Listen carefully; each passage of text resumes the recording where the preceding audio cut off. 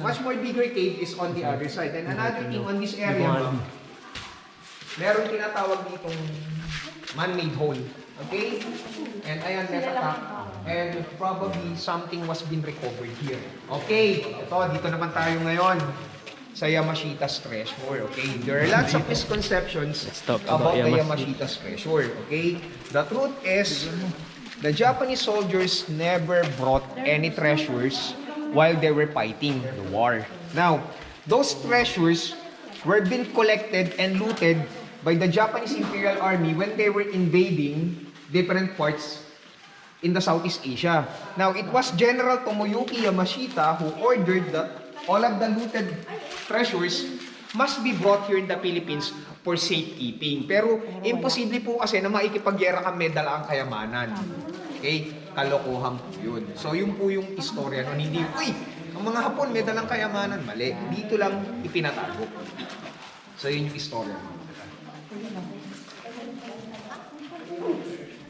Bakit tayo dun, te? Any question? Ha? Wala po. Wala. Tsaka another thing, ma'am, based on history talaga, nang dumating si MacArthur dito sa Pilipinas, nang papasok siya, dapat matatalo siya. Ang problema, ang plano sa kanya ng Japanese Naval Forces, i-envelope siya. Ang problema, nasira na itong right fleet. Nang dumating ang left fleet, almost 6 hours silang late. Warak na to kaya wala ng puwersa. Oo, ang kinatalo talaga ng gusto ng mga Hapon, yun yung second chance nila para manalo Pero ang talagang kinatalo nila, yung sa Battle of Midway. Doon sila naisahan, naubos yung aircraft carriers nila. Inubos nila doon And alam mo ba yung istorya, di ba? Are you familiar with the kamikaze, yung mga tinatawag na okay? Ang istorya niyan, actually kasi, in the 12th century, Kublai Khan, the grandson of Genghis Khan, tried to invade Japan for 3 times.